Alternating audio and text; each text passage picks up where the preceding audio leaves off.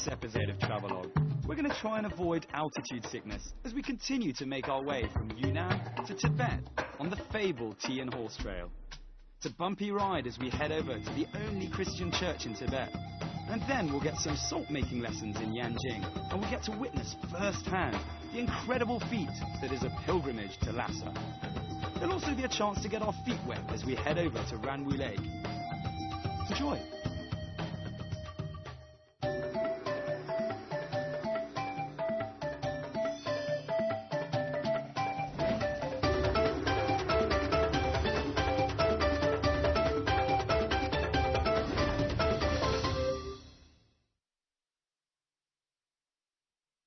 Witnessing the hardships of the pilgrims to Tibet, escaping through Death Valley, and listening to hymns in the most remote church in China.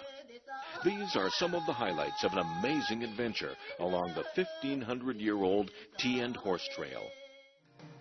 Travelogue takes you on a legendary and perilous journey, joining a modern-day caravan as it winds its way among the rugged mountains from Yunnan to Tibet. It's a journey through a land of almost untouched culture and natural beauty. Retracing this fabled cultural and economic lifeline in China's history, join Travelogue on a 3-part series, Adventure on the Tea and Horse Trail. In the first part of the Tea and Horse Trail adventure, we made our way from Lijiang in Yunnan all the way to Dechin near the border of Tibet. We visited the biggest Buddhist temple in Yunnan, learned to make special Tibetan butter tea, and played vineyard games at the foot of the Mingyong Glacier. It was action-packed, but I guarantee you there's plenty more to come.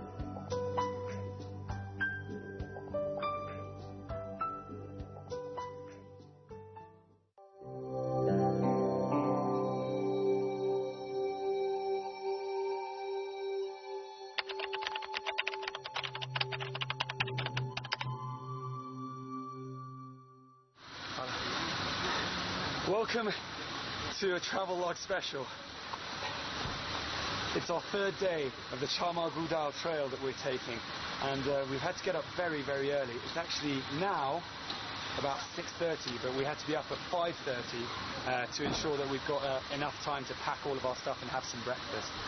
We're going to be driving for most of today, probably about over 300 kilometers towards the salt wells known as Yanjing, where I'll finally get to see what red salt and white salt, well, I've seen white salt before, but red salt really looks like. And then on towards Tibet.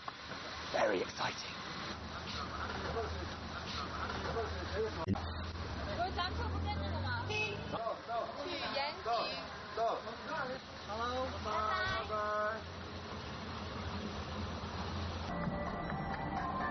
We're slowly making our way through treacherous terrain into Tibet. We're driving alongside the Lansung River, whose tributaries affect the lives of over 60 million people in various ways, including food, water, and transport.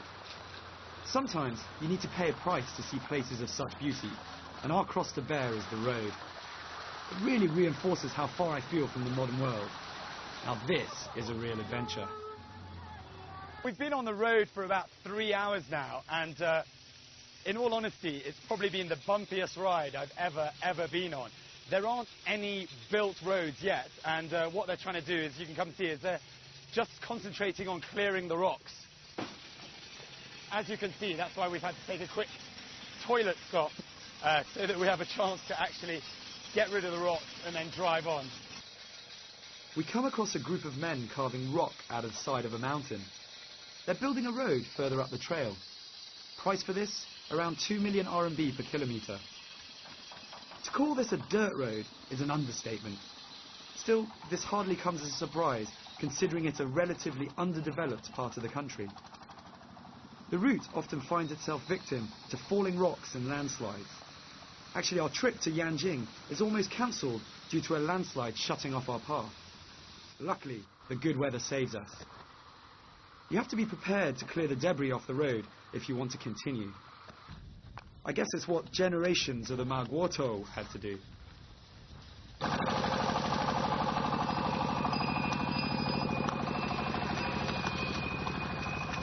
in some respects, they still actually use the horses now to carry things across treacherous lands like these. And to be honest, they look more at ease on this road than we do in this big car. I wanted to chat with them and maybe hitch a faster ride. Well, we've left the cars behind for the last couple of meters or so. We're just travelling along, seeing what it would actually feel like to be walking along with the Magoto on the Chamaguda. It's pretty tiring just walking, actually, to be honest.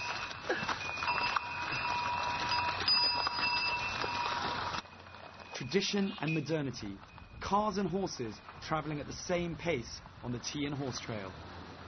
Interestingly, they tell me later that horses weren't always the animal of choice. Often donkeys were preferred because they can adapt better to the adverse weather conditions.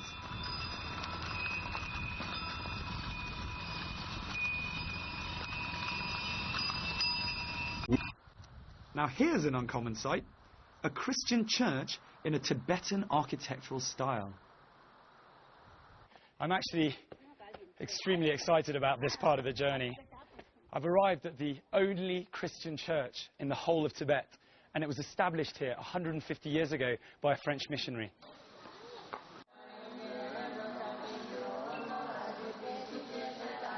The church was built in the late 19th century by French missionaries from the Paris Foreign Missionary Society.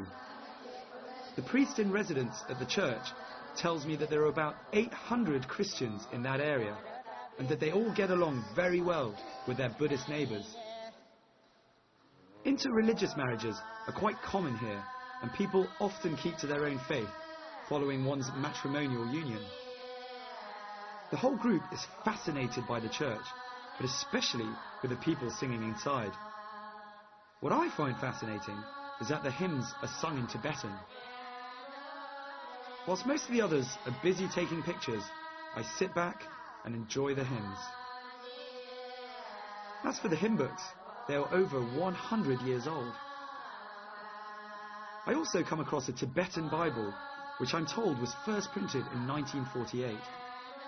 When I think about it, it's quite remarkable to find what is the most widely read book in Western countries, here in remotest Tibet.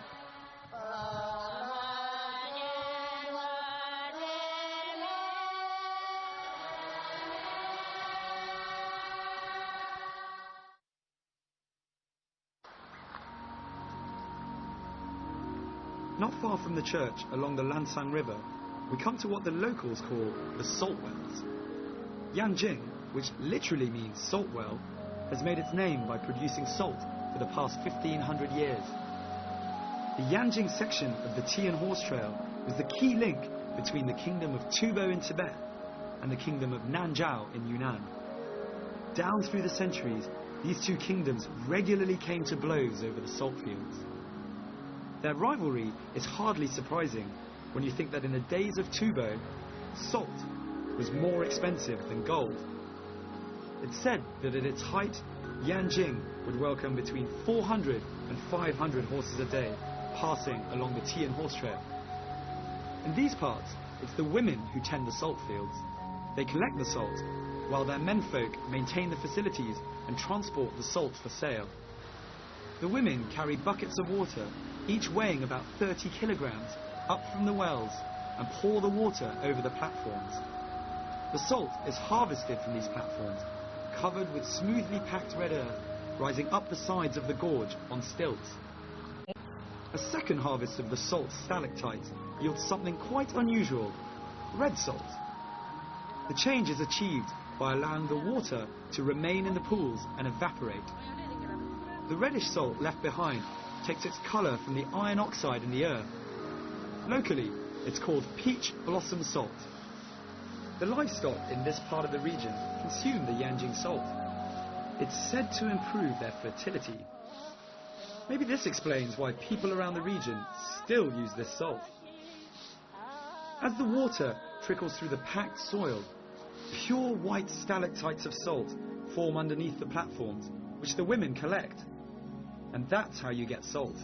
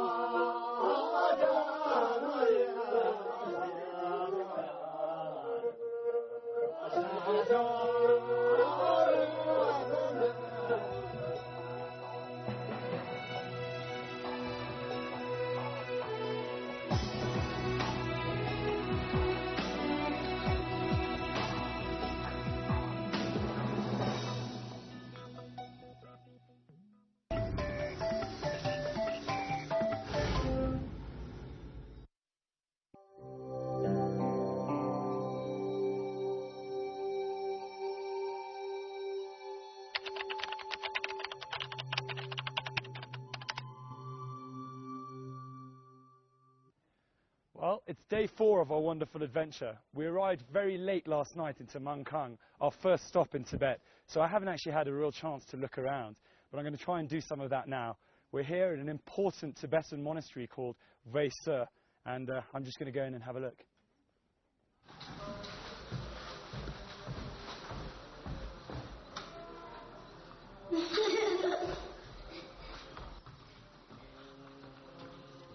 Since this is my first ever visit to a Tibetan Buddhist temple in Tibet, I'm careful to follow the guidelines I've been told about previously. And so, I remember to circle the temple clockwise and not touch any religious items. Vesa Temple belongs to the Gelug sect of Tibetan Buddhism, which is also known as the Yellow sect. It's so called because its adherents wore yellow hats when the sect was formed in 1409. The Yellow sect prohibits its monks from marrying and having children. The temple, as well as being home to 60 monks, holds regular rituals as well as an annual butter lamp exhibition. It's quite startling to see the number of people who come here to pray. Everyone I come across is spinning a mani wheel. These devices consist of a spinning cylinder containing copies of the sacred mantra Om Mani Padme Hum, written in ancient Tibetan script. The belief is that repeating this mantra accumulates merit. Having owned its own caravan, the monastery played a major role on this part of the tea and horse trail.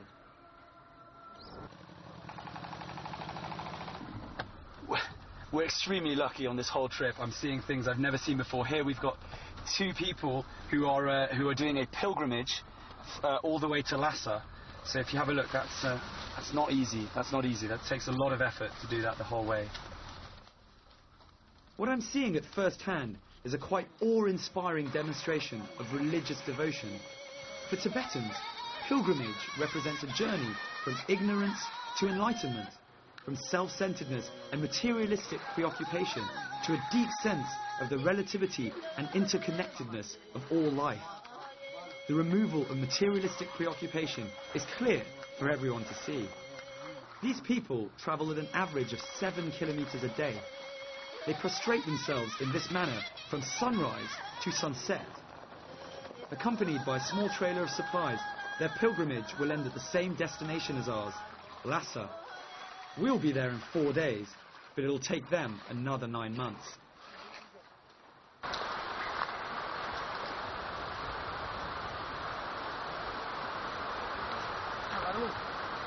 Running from west to east, we have the New River up top, the Lansan River here, and through the bottom we have the Jinshan River. And we're driving from Mangkang to Baisu, and we've come to a beautiful spot here, which has actually inspired me to stop and point this place out. And that's a beautiful river here that runs into the New River. The Lansan, Jinsha and Nu rivers run in parallel through this region from north to south for 170 kilometers, whilst miraculously never converging. This area is renowned for its diversity of flora and fauna. 34 endangered species of plant life here are under state protection. A quarter of the whole country's animal species can be found in this region, including 77 that are under state protection as well. This is also a place of cultural mix, as 16 ethnic minorities reside here.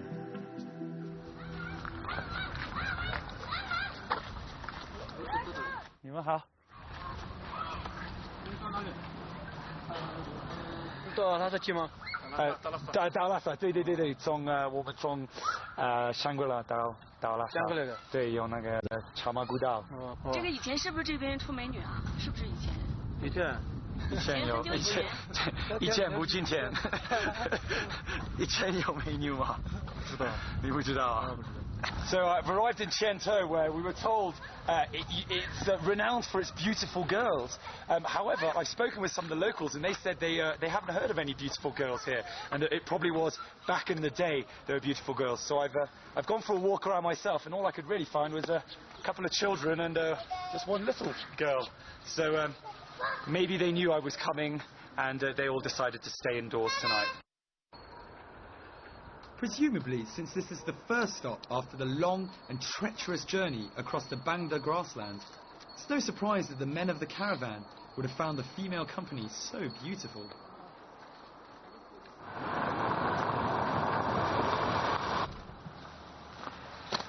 We're here at the fabled 99 twists and turns, and unfortunately for us, it's not actually a Tibetan dance move.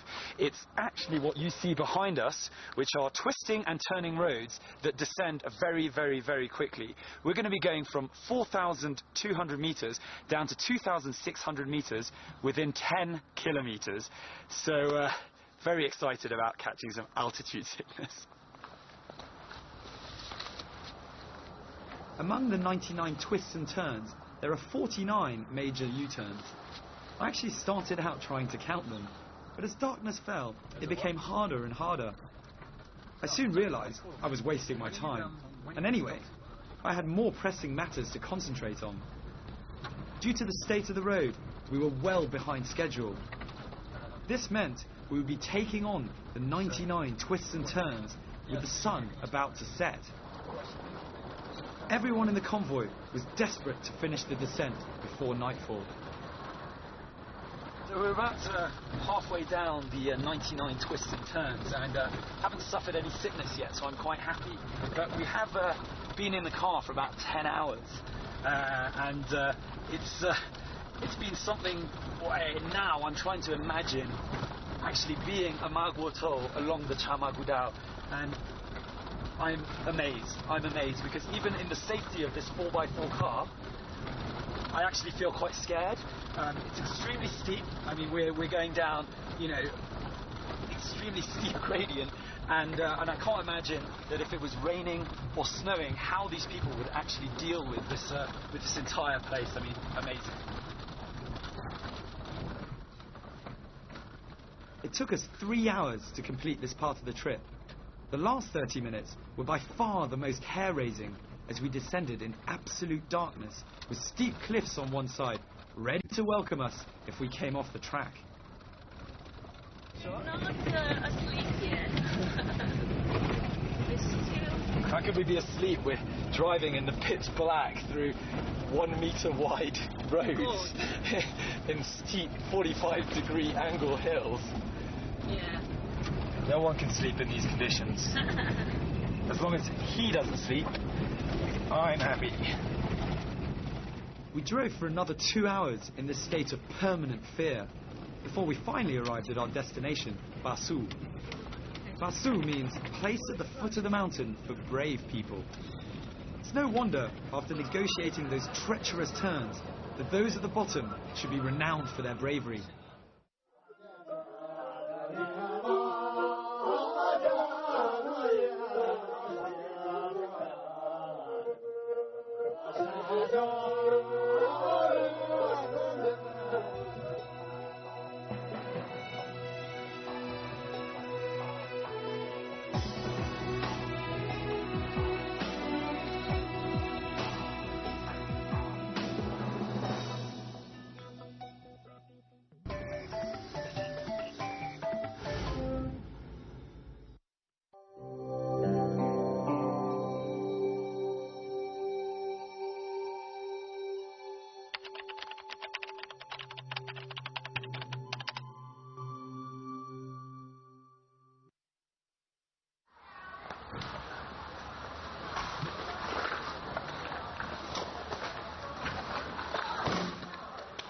Fifth day.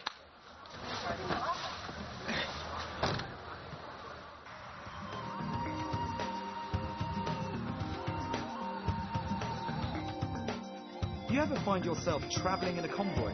Make sure you're equipped with a high-frequency walkie-talkie. This little device saved our skins on more than one occasion. Billy, what are you excited about today?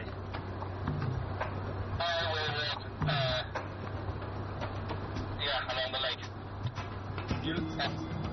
You're looking forward to the walk around the lake? At the same time, people in the group used the walkie-talkies for a different purpose. They made jokes, chatted with each other, which also added something to the adventure. This made us all feel even more part of a team.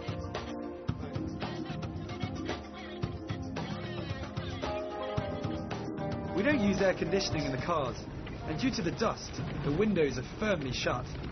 With the temperatures higher than normal, we're travelling in a sauna on wheels, fully clothed. And then an interesting situation takes our minds off the heat.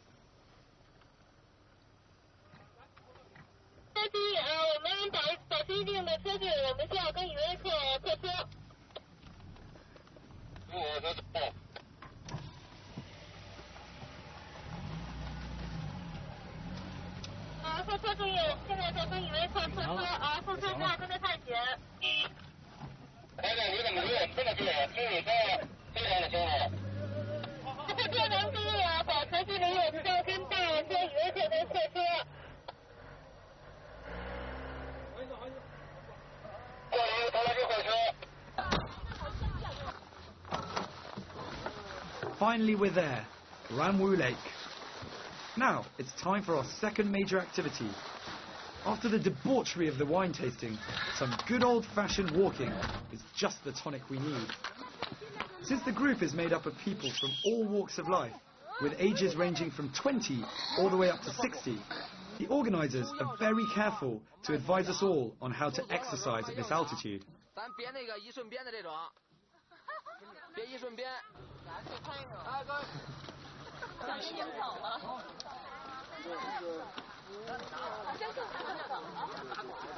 So we're beginning our 5-kilometre walk around Ranwu Lake, and we're here at almost 4,000 metres, and I've been told that this part of Tibet is known as the Switzerland of Asia, and here we're going to be seeing the Lake Geneva of the Orient.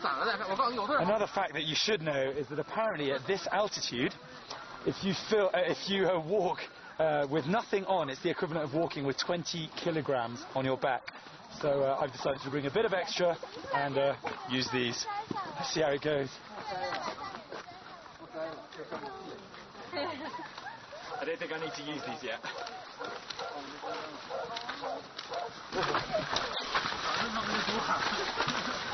人这一辈子，很难有这样的体验。对于我来说，很难有这样的体验。哎，在这儿行走是一种时尚，爽啊，爽啊！ We set off around the famous and vast Ranwu Lake, which sits at 3,800 meters above sea level.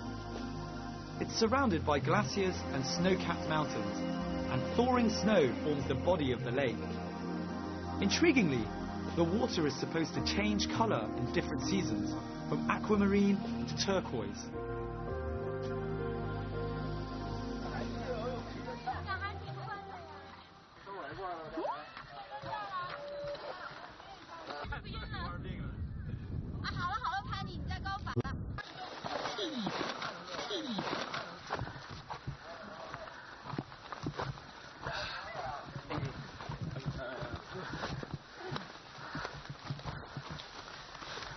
I'm not a huge fan of hiking, but the enthusiasm of the group is infectious.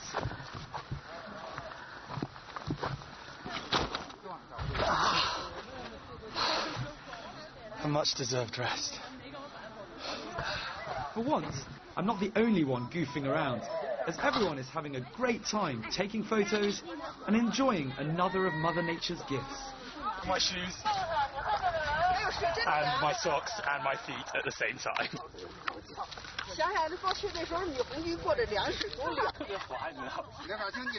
And who said chivalry was dead? 怎么样？感觉背人的感觉？啊？怎么样？太滑太沉。估计他挺累的。心里特暖和是吧？热。就这样，就这样。怎么样？进水啊！好多水。冲了上水，冲了上水。有水吗？有，都是水，都是水，都是水。